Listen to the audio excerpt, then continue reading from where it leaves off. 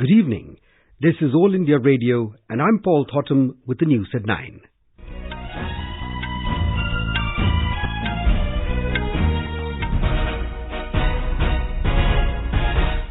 The headlines. Cabinet clears proposal to provide over 5,000 crore rupee funding for setting up Northeast Natural Gas Pipeline Grid. CCEA approves strategic disinvestment of 49.78% equity shareholding of Minerals and Metals Trading Corporation. Ayurvedic institutions at Gujarat Ayurved University campus in Jamnagar to get status of institutions of national importance. Iran to welcome any peace initiative by India to de-escalate tensions with the US, says Iranian Ambassador Ali Chegeni. And top Indian shuttlers PV Sindhu, Saina, Nehwal and Prannoy advanced to the second round of the Malaysia Masters Badminton tournament.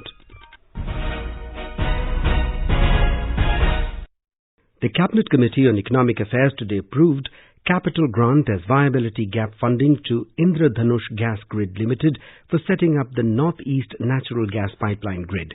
Under the proposal, a fund of 5,559 crore rupees will be provided to build a 1,656 kilometers gas grid.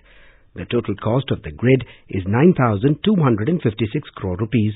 Briefing media in New Delhi, Petroleum Minister Dharmendra Pradhan said the project is critical towards implementing the government's Hydrocarbon Vision 2030 for the Northeast.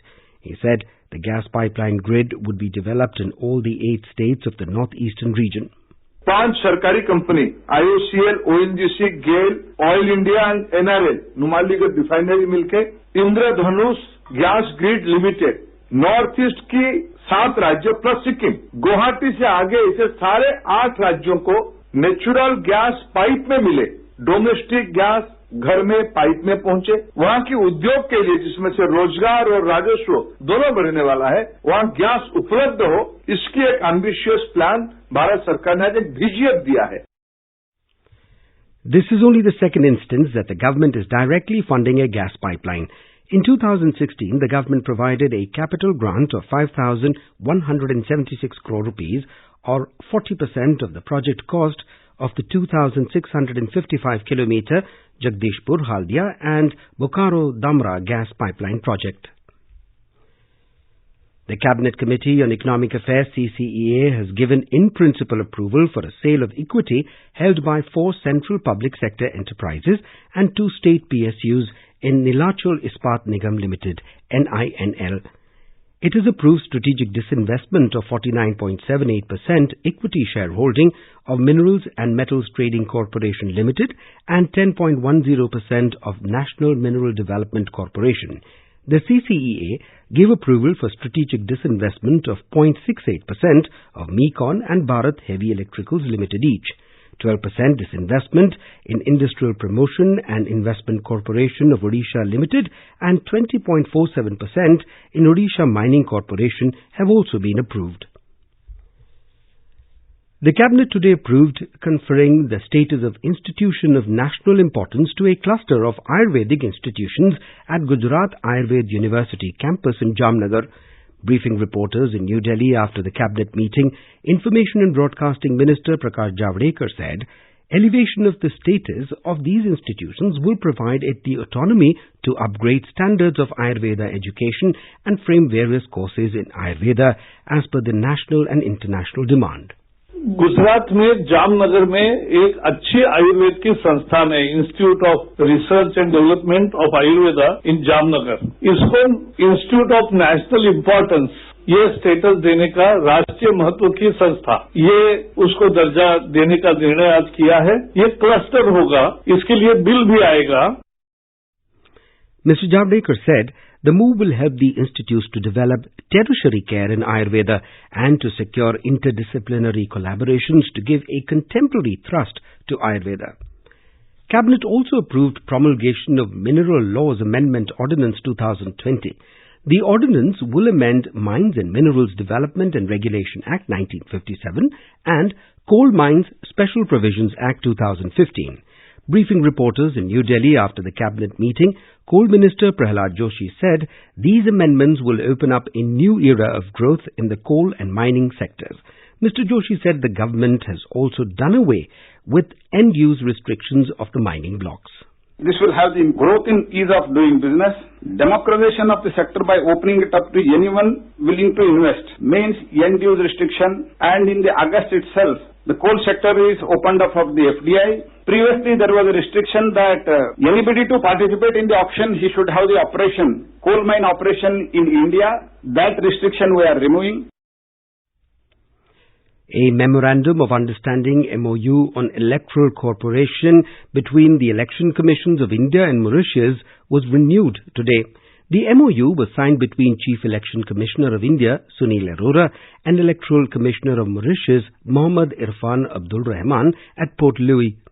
ECI spokesperson in a tweet said Mr. Arora also called on President of Mauritius, Prithviraj Singh Rupan. This is All India Radio giving you the news. For quick news updates, visit our News on AIR app and follow us on Twitter at AIR News Alerts. You can also visit our website www.newsonair.com. Iran's ambassador to India, Ali Chegeni, has said that Iran will welcome any peace initiative by India to de-escalate tensions with the US following the killing of Iranian military commander Qasem Soleimani. Talking to media in New Delhi, the Iranian envoy asserted that his country wants peace, not war. India is a part of the region, should be a part of the de-escalation, should be a part of growing and economic growing, peacemaking in this region. We are welcome any initiative from our good friends from India. Saying that India is a good friend of Iran, Mr. Chegeni said Iranian Foreign Minister Javad Zarif spoke to External Affairs Minister Dr. Jaishankar on Sunday, and they had a very good discussion. The Iranian envoy said Iran and India can jointly work for peace in the world. Replying to a query on Chabahar port, Mr. Chegeni said the port is a symbol of very good friendship between India, Iran, Afghanistan and the Commonwealth of Independent States, Europe and whole of the Persian Gulf. He said Chabahar will go on and no one should worry about it. The Iranian envoy also expressed hope that there would be no further escalation in hostilities between Iran and the US. Supreme Leader of the Islamic Revolution, Ayatollah Sayyid Ali Khamenei, today said that the presence of the United States in the region must end. He was addressing thousands of people from Qom province on the occasion of the anniversary of the 1978 uprising. Referring to the attack on the US bases in Iraq by the Islamic Revolutionary Guards Corps, Ayatollah stated that the US must leave the region. Petroleum Minister Dharmendra Pradhan has said that India is preparing to deal with all kinds of situations amid the rise in global oil prices due to the heightened US-Iran tension. Replying to a media query, Mr. Pradhan asserted that there is no crisis for India. He said Foreign Minister S. Jaishankar has spoken to his counterparts in major oil-supplying nations and conveyed India's concerns over the geopolitical situation since last week. In light of the tensions within the Iranian airspace, Air India and its subsidiary Air India Express have temporarily rerouted its flights which use Iranian airspace. The airline spokesperson said this may lead to increase in flying time by approximately 20 minutes for flights from Delhi and 30 to 40 minutes for flights from Mumbai. Air India said the situation is being closely monitored. It said the safety of passengers and crew members comes first. Equity benchmarks today closed modestly lower as global markets weakened amid a fresh wave of volatility after Iran launched retaliatory strikes against US forces in Iraq. However, the rupee appreciated 12 paise against the US currency. A report. After plunging nearly 400 points in early trade, the 30-share BSE Sensex stabilized to finally settle 52 points or 0.13% down at 40,818. Similarly, the broader Nifty fell 28 points or 0.23%. It closed at 12,025. Gold prices today climbed by 485 rupees to 41,810 rupees per 10 grams in the national capital. And Brent crude prices were trading around $68 per barrel in intraday trade. Arjun Chaudhary for EIR News. The nationwide strike called by major central trade unions evoked a mixed response today. The strike was called against the centre's economic policies and the Citizenship Amendment Act. Banking services in the national capital were impacted due to the Bandh. In West Bengal, road and rail services were disrupted at different places of the state due to the blockade by the Bandh supporters. In Andhra Pradesh, protesters were arrested in Vijayawada, Visakhapatnam, Guntur, Ongole, Kadapa and some other towns when they tried to stop state transport buses. The Bandh failed to evoke much response in Mumbai and elsewhere in Maharashtra. Transport, banking and suburban rail services remained largely unaffected. Rain and fresh snowfall in several parts in North India has thrown life out of gear. In Himachal Pradesh, most of the high and mid-hills received heavy snowfall today. Our correspondent reports that the state capital Shimla experienced the season's heaviest snowfall, which blocked many circuit roads. At many places, heavy snowfall and fallen trees snapped power lines also. Around 800 roads of high and mid-hills of the state reported to be blocked due to heavy snowfall. Chief Minister Jairam Thakur has directed officials to restore essential services at the earliest. According to Weather Department, the weather will remain clear from tomorrow. Sanjeev Sundrial, AIR News, Shimla. Rain and fresh snowfall in several parts in North India has thrown life out of gear. The incessant rain and snowfall in Uttarakhand has disrupted the normal life. Many famous tourist destinations including Mussoorie, the Norti, Chakrata, Pauri and Oli are covered in snow. More than 200 villages are cut off from the rest of the country. Roads are blocked in Chamoli, Uttarkashi, Tehri, Pithoragarh and Bageshwar. High altitude areas of Jammu and Kashmir and Ladakh experienced moderate to heavy snowfall. Authorities in Ladakh had issued a low danger avalanche warning in various areas and asked people to avoid venturing into the avalanche prone areas during the next 24 hours. Rain lashed Delhi and NCR this morning, bringing the mercury down and also causing traffic snarls in various parts of Delhi. The tableau of the Indian Navy to be showcased at the Republic Day parade at Rajpath was unveiled today. Ministry of Defence in a statement said the tableau is in pursuance of the Navy Week theme. Indian Navy, silent, strong and swift. The forward part of the tableau showcases the might and firepower of the Navy in all three dimensions: surface, subsurface and air.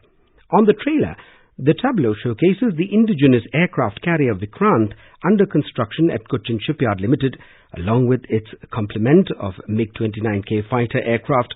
This not only depicts the strength of the Indian Navy but is representative of the Navy's total commitment to the Make in India initiative of the government. HS Prannoy stunned world number 10 Kanta Suneyama, while ace women shuttlers PV Sindhu and Saina Nehwal registered convincing wins to sail into the second round of the Malaysia Masters Badminton tournament at Kuala Lumpur today. Prannoy, ranked 26th in the world, defeated Suneyama 21-9, 21-17 in the first round match. Prannoy will now face world number 1 and top-seeded Japanese Kento Momota in the second round tomorrow. Reigning world champions Sindhu, seeded 6th, beat Evgenia Kotsetskia of Russia 21-15, 21-13 in the first round. The other Indian in the fray, London Olympics bronze medalist Saina, defeated Belgium's Lian Tan 21-15, 21-17. However, world champions bronze medalist Bisai Praneeth and the seasoned Kidambi Srikanth bowed out of the tournament. The torch relay for the Khelo India Youth Games 2020 reached Hailakandi in Assam this morning. The relay in Hailakandi began with former international footballer Joel Bay leading from the front. Around 150 torchbearers comprising students, sportspersons and officials traversed through the main thoroughfares of the town before culminating at the Nazrul Southern premises from where the torch relay started. And now, before we end the bulletin, the headlines once again. Cabinet clears proposal to provide over 5,000 crore rupee funding for setting up Northeast Natural Gas Pipeline Grid. CCEA approves strategic disinvestment of 49.78% equity shareholding of Minerals and Metals Trading Corporation. Ayurvedic institutions at Gujarat Ayurved University campus in Jamnagar to get status of institutions of national importance. Iran to welcome any peace initiative by India to de-escalate tensions with the US, says Iranian Ambassador Ali Chegeni. And top Indian shuttlers PV Sindhu, Saina Nehwal and HS Prannoy advanced to the second round of Malaysia Masters Badminton tournament. And that is all in the news at 9. Good night.